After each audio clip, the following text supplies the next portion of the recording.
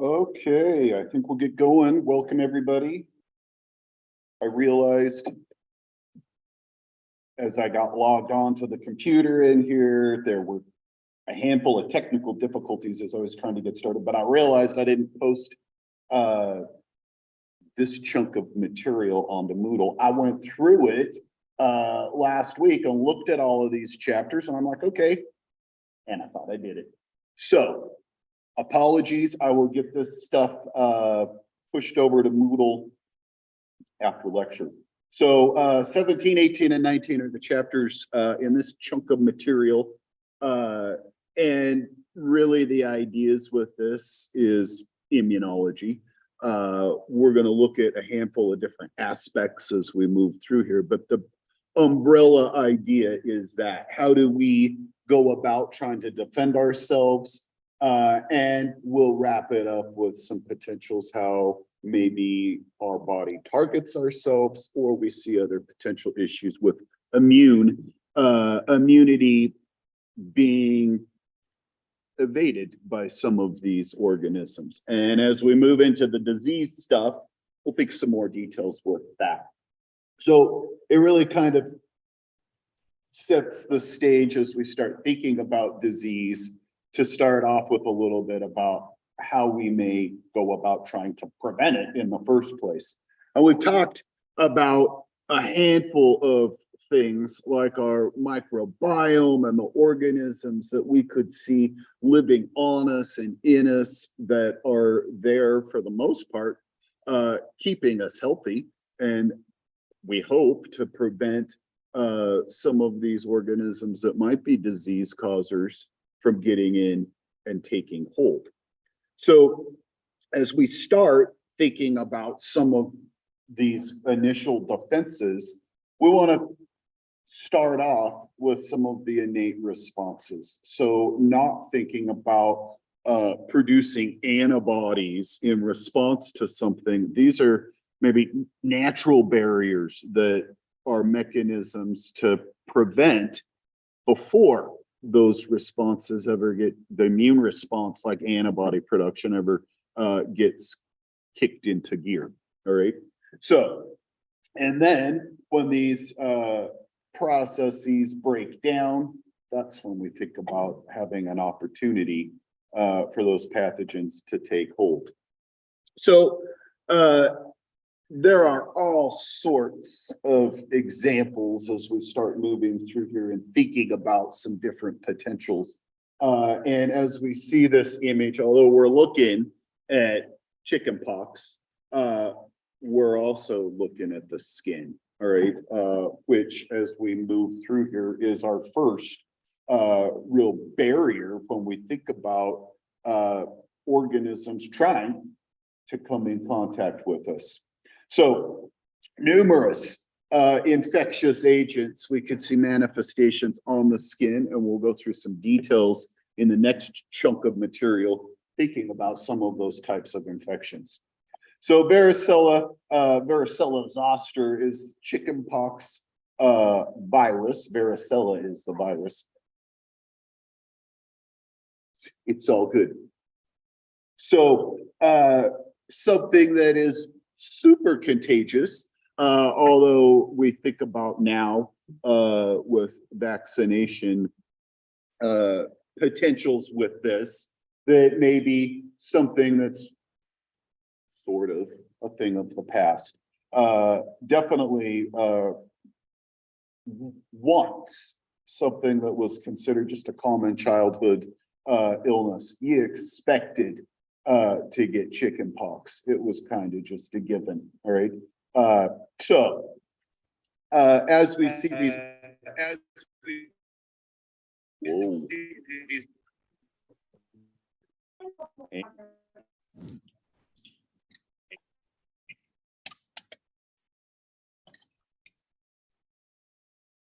All right, hopefully that got it.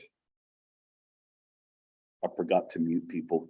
Then when I start hearing myself, that scares me. I'm like, wait a minute, YouTube, what are you doing to me? Okay. Sometimes it works. And sometimes I don't know what I'm doing. All right. So the inflammation with these little pox lesions that are potentially covering the body is, and we talked a little bit before, inflammatory responses are mechanisms that initiate other cells and some of the cell-mediated type of immunity to come in and take hold. So we've looked at some details with different types of cells, thinking, eukaryotic cells. We've seen these images before with the different types of connections, tight junctions, like potentially with our intestinal cells, providing a barrier, more of a sort of Velcro to hold cells together, but not watertight seal. And then the gap junctions that allow for communication, right, between adjacent cells. And with that said, that sets the stage, dependent upon where we're talking, for specific organisms to potentially utilize maybe gap junctions to move between, or to get through, or potentially to be blocked. So the skin, as we see a cross section, has a lot of potentials to be a pretty good barrier, but it also has a number of unique habitats that lots of things say, I would like to live there, right? So the outer bit, the epidermis, multiple layers of dead cells, right? And in turn, making it relatively inhospitable for numerous organisms, our friend Staphylococcus and some others like these types of situations, but other organisms can't tolerate the dry or salty sort of habitat, and it makes it inhibitory, right? So other potentials, and we will think about some other opportunities for organisms to maybe come in and take hold, but different potentials with hair follicles, maybe lending to organisms being able to colonize, sweat glands and sebaceous glands that may provide nutrients, and also some inhibitory molecules within. Just depends on our circumstances, all right?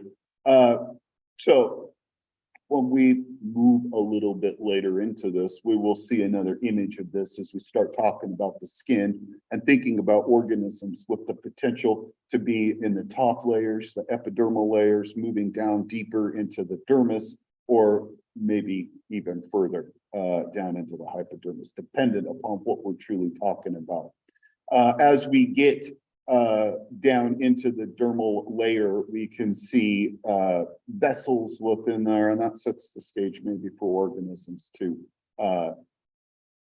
dive deeper and cause infection that may move throughout as we think about a potential systemic sort of situation.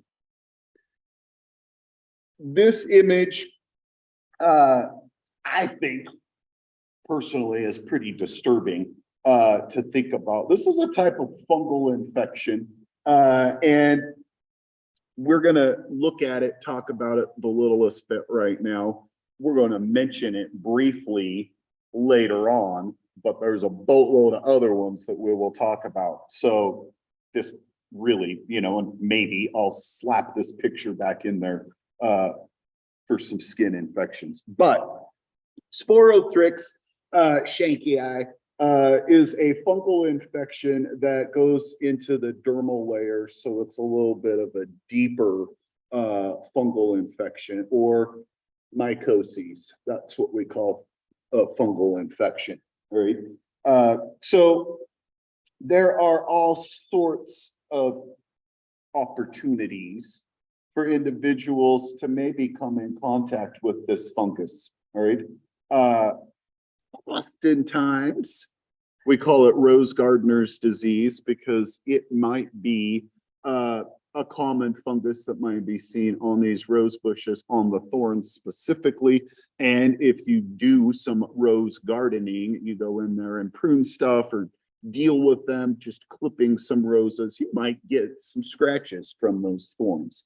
And in turn, moving through those epidermal layers and inoculating into the dermis, that fungus now gets where it truly wants to be and starts growing, causing some pretty nasty infections, right? So roses might be pretty common, but there are numerous other things that serve as some potentials, all right? Different types of, gardening where you're pruning stuff and the potential for scrapes might be there. Evergreen bushes could be an example. I think maybe it was yesterday, maybe it was the day before, I came across a headline that was talking about cats and their potential. Cats have all sorts of things that they might be spreading to people. I had no clue, and I'll have to go back and see if I can find the article. No clue about sporothrix, but that's what it was talking about, with their potential to have it on their claws. And I'm thinking likely probably a cat that's an outdoor cat or spends a good chunk of time outdoors, maybe getting some of it inoculated onto its paws. And then in turn, if it scratches you, it can bring it into your body. Kind of cool, kind of crazy.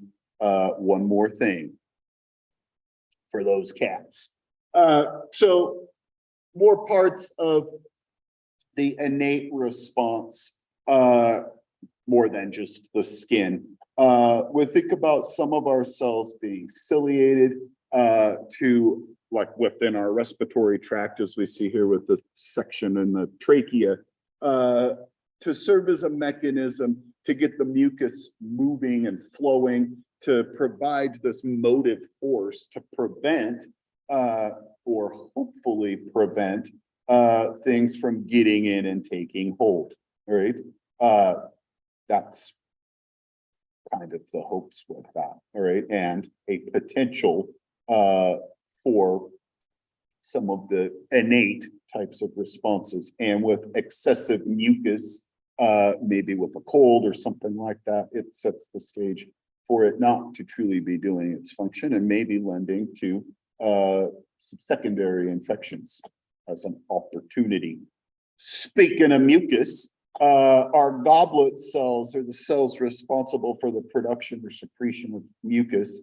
And here we can see all of these goblet cells right here, and the lumen of the intestine that's kind of in the little bit top of this image, all right? So providing mucus secretion and a barrier, all right?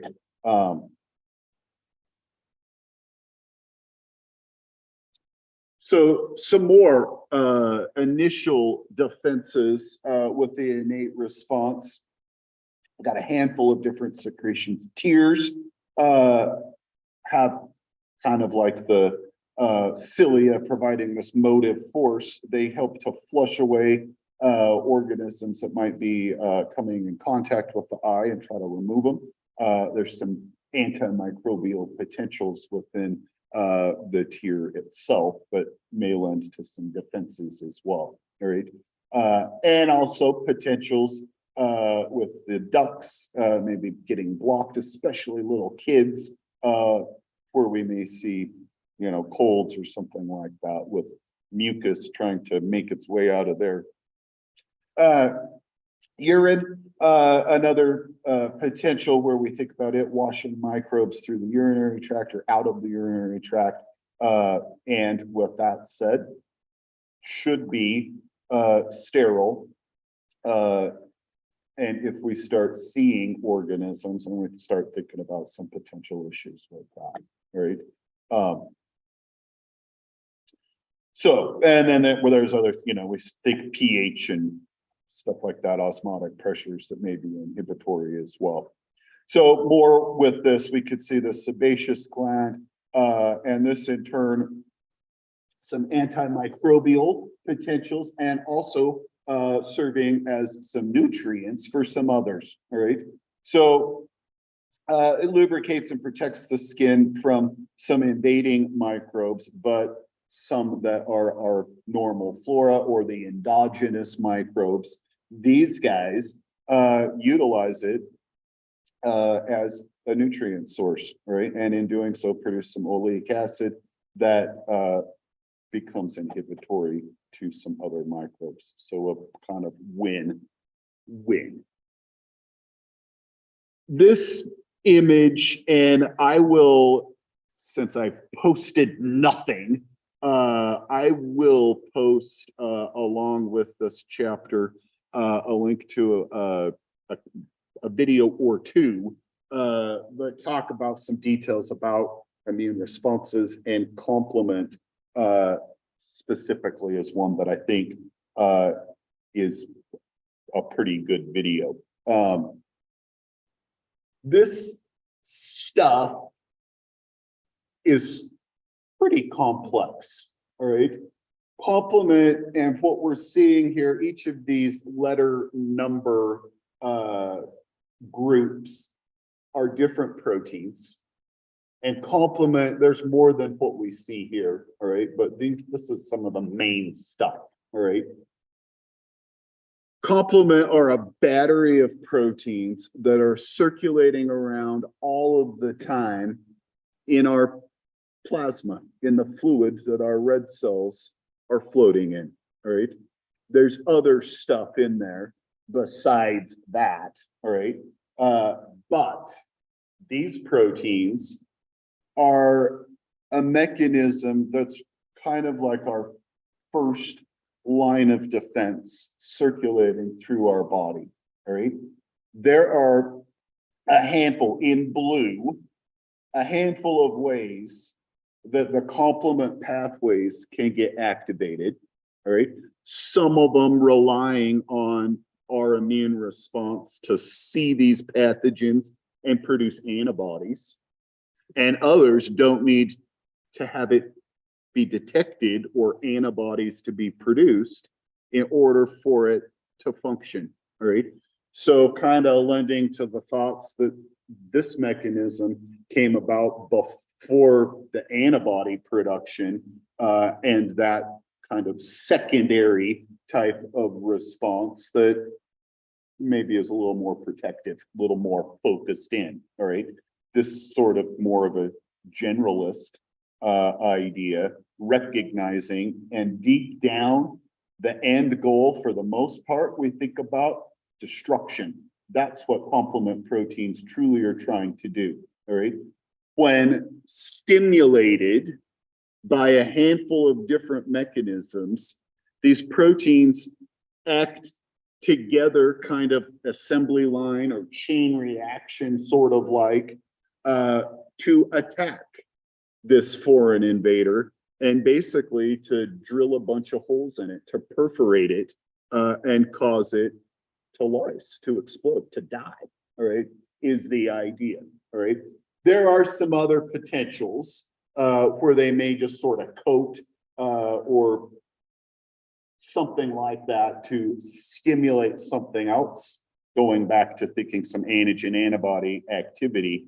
But main goal is this membrane attack complex that's basically like a big drill that bores a hole right into whatever it is it's stimulated to deal with, all right? So the classical pathway requires antigens and antibodies. The other two can recognize the microbes specifically and stimulate these pathways, skipping a couple of these initiator proteins, all right? And the way this works as we move through here, there are all sorts of different proteins. And like I said, more than the handful we're looking at right here, but they have been numbered based off of orders of discovery as they're figuring out this pathway of processes. Some of these wind up being identified, but they don't go in the specific order of their actual function. It's order of discovery, all right? Which is how lots of stuff in science happens. And that, to me, lends to some confusion, all right? So as these processes get stimulated, and I'm not going to go through great detail with this, I feel like I've already rambled on enough. One protein catalyzes some reaction in another, maybe causing it to split, causing it to act on somebody else. And in turn, some of these things, as they split off, stimulate with this new protein, this new fragment, serve as a chemical messenger and stimulate other molecules to come in and start interacting, all right? So there's all sorts of activity that results through complement pathways, all right? Whatever way is stimulating this stuff. And we will talk some more details about it, but it is a super important mechanism with a first line of defense, and it is part of it is part of the innate response, and another part of it with the humoral response we'll talk about in the next chapter can stimulate it as well, right? And truly, when we think about trying to combat whatever it is that's trying to come in and infect and cause disease, using as many mechanisms as you potentially can seems to make sense, or hopefully makes sense. So some of those proteins through that complement cascade might fit into this mechanism of chemical messengers, cytokines, all sorts of different substances, and they're definitely different dependent upon how they may act. But there are some similarities in what they're doing. Oftentimes we think about proteins, but there may be some other molecules associated with it as well. All right. So autocrine, paracrine, and endocrine are the three different types of messengers. The autocrine stimulates itself, all right, releasing something and basically receiving that message, all right? The paracrine is a close activity, all right? Neighbors or nearby cells receiving those messages. And the endocrine, well, these messages make their way into the circulatory system and can migrate great distances, acting upon very distant cells, potentially, all right? So all trying to serve as a message of some sort, stimulating something to either maybe get turned on or turned off in a cellular reaction, stimulating cells to recognize potential foreign invaders and maybe migrate to these areas, all sorts of different possibilities dependent upon the respective cytokine in the first place. And when it comes to immunology, there are massive amounts of cytokines, and we differentiate them given some different types of names, but all trying to act on different sorts of cells, giving specific signals, all right? So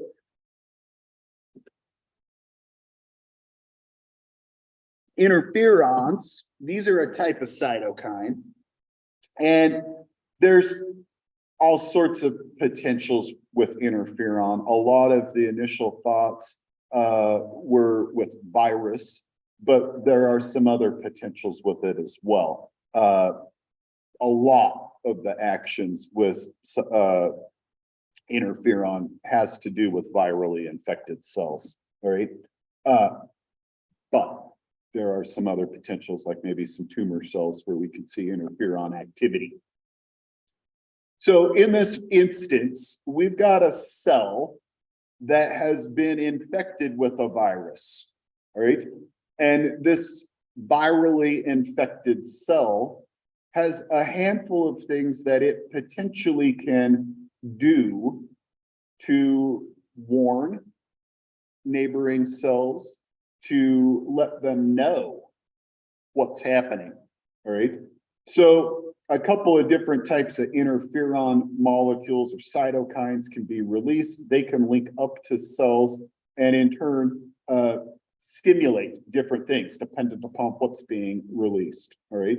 So to these neighboring uninfected cells, we may receive this message and basically tell them RNA should be destroyed. If you've got messenger RNA, get rid of it, right? Because these viruses, they want you to be doing their bidding, right? So if we could get rid of that, we could halt the process and not allow this cell to become infected in the first place, right? Or we potentially make recognition to a cell with this interferon, but it's already snagged some of this virus or brought it inside. And this interferon says, you're going to have to take one for the team. Apoptosis is programmed cell death, and in turn, interferon can stimulate virally infected cells that have been released from other virally infected cells. It can basically say, we got bad news. We need to get rid of this stuff. And in turn, these cells will go away, all right? And it can also signal this big glob of a cell like a macrophage, all right? Immune cells, basically to tell them, watch out, we've got a problem here. I'm infected, right? And this immune cell now kicks it into overdrive and starts doing surveillance more than it was doing before, all right? Seeking out virus or potentially virally infected cells, because that's another potential aspect. We'll hit some of that a little bit later. But when a virus infects a cell, some of the proteins on the surface of our cells get altered, and that in turn can stimulate some of these immune cells to recognize this cell, it's my own, but it's not behaving like it should, and it will in turn destroy it, all right? So multiple mechanisms that the interferon can do to these surrounding cells, dependent upon the circumstances, the situation. Oh, see, and as soon as I put this on here, when I went through this earlier, there are a handful of images that really aren't so good. And I have tried to copy them over from the text because those images are a little bit better and they look a little more clear. And over the course of the past couple of years, I felt like I got most of them in there. But chapter 17 had a few missing ones, all right? And I went through and modified the stuff, but didn't post it, all right? So bear with me. I'm not gonna go to OpenStax and pull the book out, matters not. The words, probably not legible, but that's okay. As we look at this, we wanna think about, and we'll go through details and talk about more of this, but we want to think about all of the different types of cell lines, all right? And that's really what we're looking at here. The plethora of different types of cells. And we start off here at the top with the multipotent hematopoietic stem cell. These stem cells have the potential to give rise to all of these cells that we see below them, all right? And a lot of it depends on some initial stimuli that lends to the stem cell differentiating into one of two routes, the myeloid or the lymphoid stem cell, all right? Still stem cells, all right? They give rise to what we see below them, all right? So this first one differentiates, and then dependent, this is more at these points, dependent upon some of the cytokine signals that they may be picking up that stimulates some of this further differentiation as we move through here, all right? And definitely some variation as we progress along. So since my pointer is right at this, the myeloid stem cell line is where we will start, and it gives rise to the bulk of these immune cells and red blood cells as well, all right? So our first one, this gigantic sort of amoeboid looking cell is called a megakaryocyte. And this megakaryocyte basically breaks apart, fragments into boatloads of small little pieces, and these become the platelets that are floating around in the plasma, and they provide specific growth factors and help in the process of like a wound for clotting to get stimulated. They play a vital role in some of those potentials. Our erythrocyte right here, our red blood cell for transport of oxygen and carbon dioxide coming down this myeloid route as well, all right? Our next little guy right here is a mast cell. We see these cells within tissues, and we think about it, we will talk a little bit about it later on with like maybe some allergic reactions with mast cells harboring some other cytokines like histamine that can be important when we think about inflammatory responses.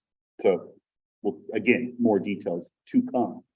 Our next one that has the potential for multiple differentiations is a myeloblast. And myeloblasts give rise to these white blood cells.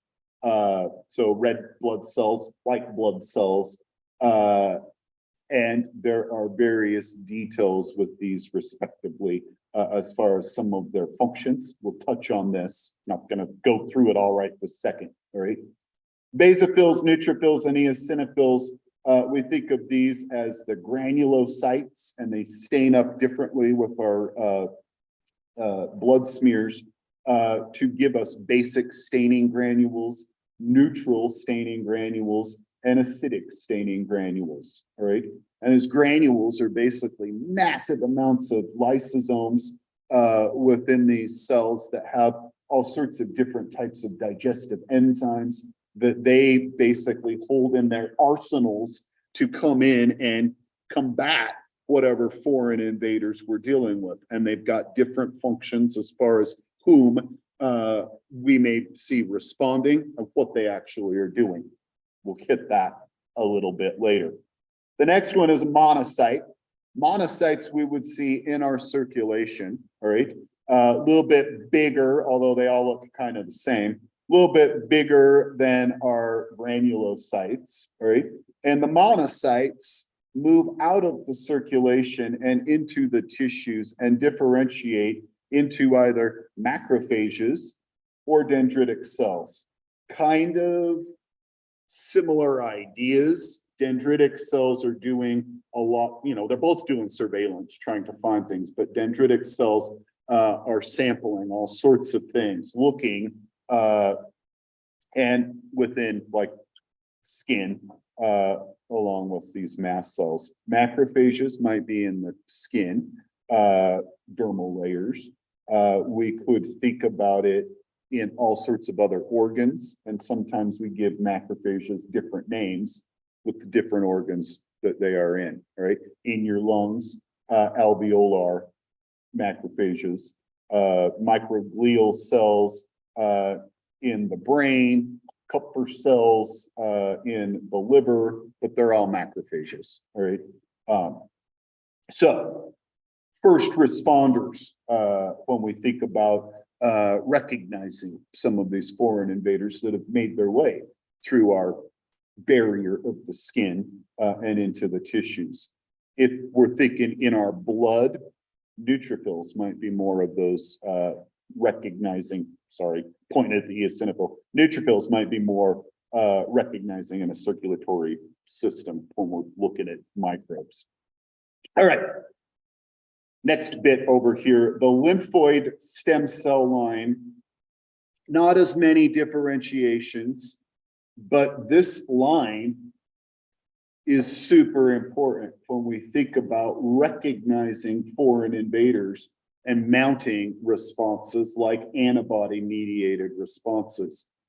Antibodies are kinds of proteins that are specific against these foreign substances, whatever they might be, and can help to recognize them by linking up with them and maybe lending to their destruction is what we truly would like, right? So there's a couple of different potentials with it. This lymphoid stem cell may differentiate into a natural killer cell, right? And these natural killer cells, granular, like our granulocytes down here, right? These things are a little different in their response. They're doing surveillance, but they are looking for some of our own cells that potentially, like I said, with that virus, might be showing some signals like, hey, I'm not all together here, right? I've got some potential problems going on. There's virus all over, right?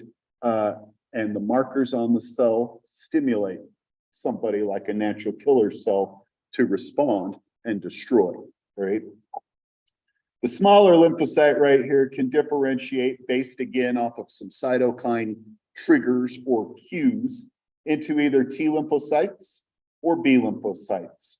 And technically, we can further divide these the littlest bit. There's some different types of T lymphocytes. And once our B cells, B lymphocytes, receive some specific signals, we can see it further differentiating and making some plasma cells that are basically antibody producing factories specific to whatever antigen, whatever substance it has been stimulated to respond against, right? So all of these things we think about within our circulatory system or within the tissues, but originating from those stem cells and migrating through the circulatory system to the tissues where they may get in and take hold.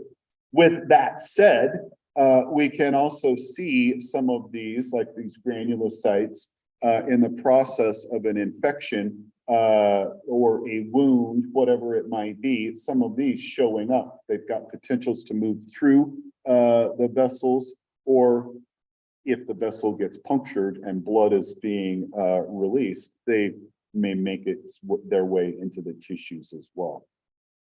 So as we look at this table, and the one I will post is legible, this gives details about each of the specific cell lines, their percentages that we would see in the circulation. Some high levels, 50 to 70% are our neutrophils, and these are all just our white cells. There's a massive amount of red blood cells that we would see in our circulation. And then we get down to handfuls, all right? So this number per microliter of blood, there's 5.2 million red blood cells per microliter of blood, all right? Which is basically about a drop of blood, all right? Over 5 million. And then we get to the white blood cells, and it's about 7,000, give or take a little bit, all right? So from millions to a few thousand, all right? There is a huge difference. And if you were looking at a blood smear, you would expect to see massive amounts of red blood cells and handfuls of white blood cells scattered about, all right?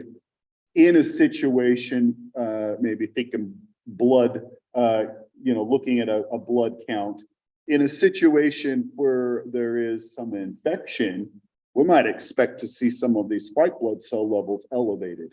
And then looking at a blood count and seeing these numbers higher than what we would say would be normal raises a flag that maybe we're dealing with some sort of infectious agent, all right? And maybe also thinking about, has it made its way in to the circulation. Are we thinking of like septicemia? Maybe, maybe not, all right?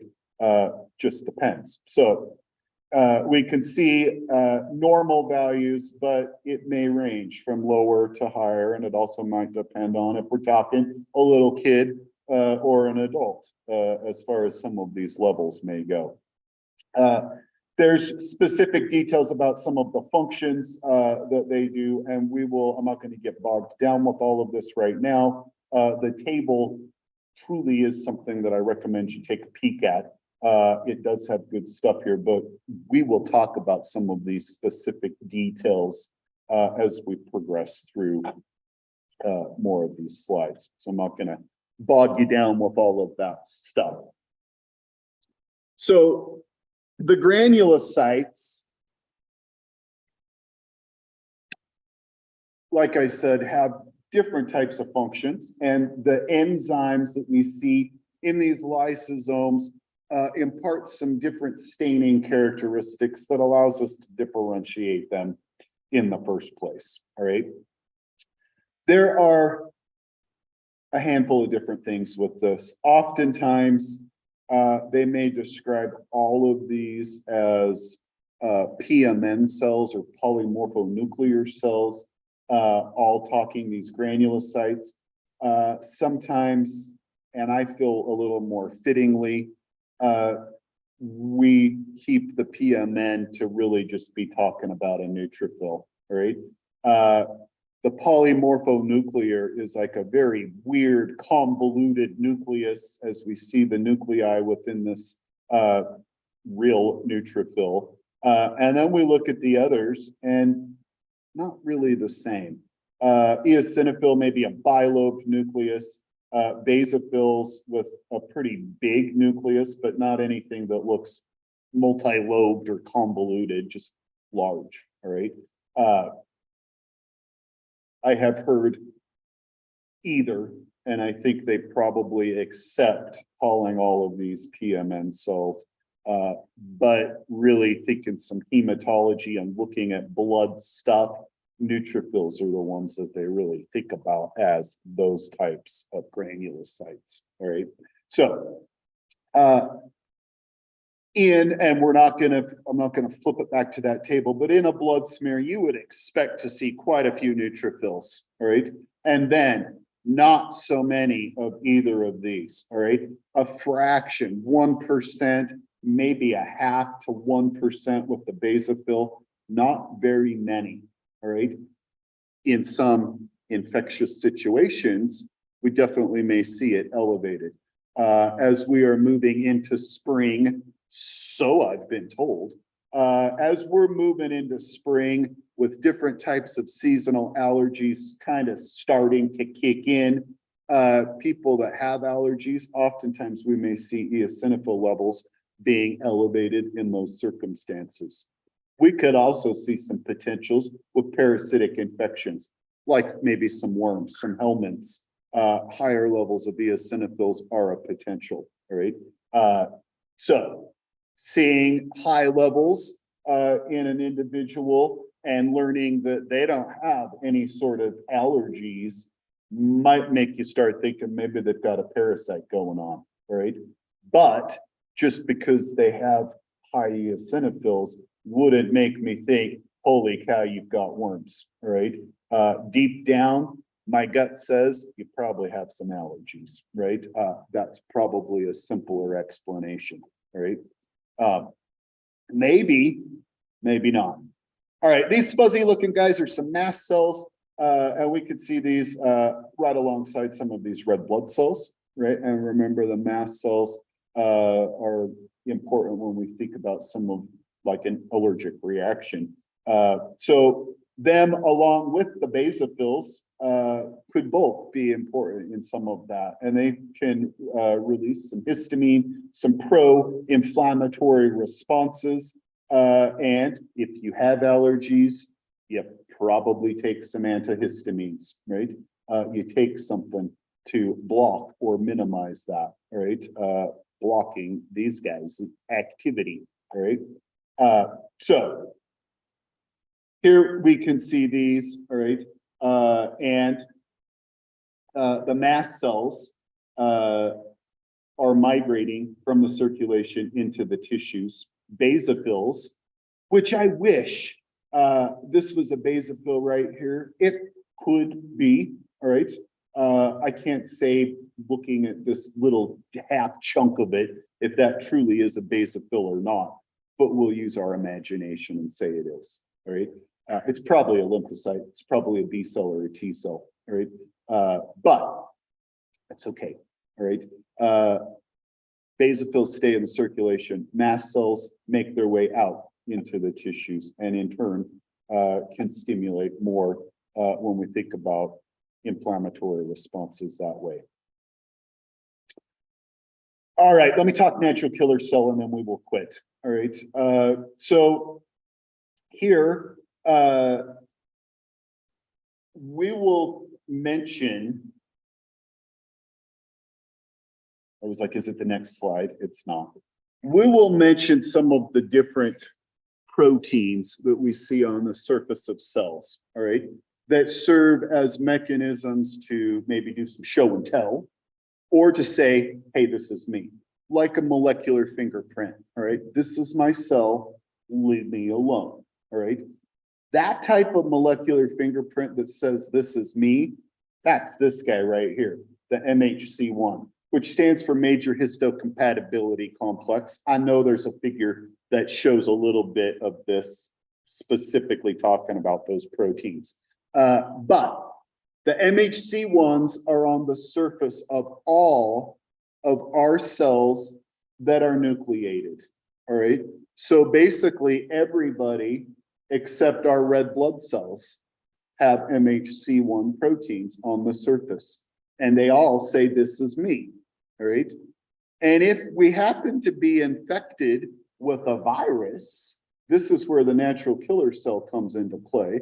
If we happen to be infected with a virus, in this circumstance, our MHC1s are no longer available to be shown on the surface of that cell. There's some other stuff going on, but not the MHC1 that says, hey, this is me. And the natural killer cell, as it's just moving around doing surveillance, sees our cell, but not with its little flag up that says, I'm good to go, this is me. And it says, wait a minute, what's your problem, all right? That's what we see over here, all right? So now we've got a virally infected cell, the MHC1s are no longer visible, and it's in turn got a different molecule that allows the natural killer cell to make contact. That's what we've got here. It's inhibited by the MHC1 with it missing. Now it gets activated. And in this circumstance, with the natural killer cell recognizing this problem cell, it docks with it or links up with it and causes its destruction, causes apoptosis, all right? So that's its job, to seek and destroy, all right? And it doesn't need anybody to tell us there was a problem in the first place. That's when we start thinking about some of the other immune response, all right? These guys don't need it, all right? So, interesting, impressive, all right? And there are some other things besides just the virally infected cell that may stimulate natural killers, but that's one of their main mechanisms, is a virally infected cell, all right? They don't do anything to the red blood cells. They don't recognize them. They wouldn't see a red blood cell infected with a virus or a red blood cell infected with malaria, with plasmodium, and say, wait a minute, there's a problem here, because there aren't any sorts of MHC1 receptors on those cells to stimulate it in the first place, right? And technically, when it comes to red blood cells, that's important because that opens up all sorts of potentials for blood donations. Not having those MHC1s means you've got other markers on there, but it means you can donate blood to somebody that's got a similar blood type, right? However, you go about that, right, with the proper grouping. But if all of our cells had it, if our red blood cells had it, you couldn't donate blood to other people. You could maybe donate it to an identical twin, right? With the same sort of proteins, right? But otherwise, we'd have trouble, right? Okay, I will quit with that. Farewell, good day. And exam closes at 5.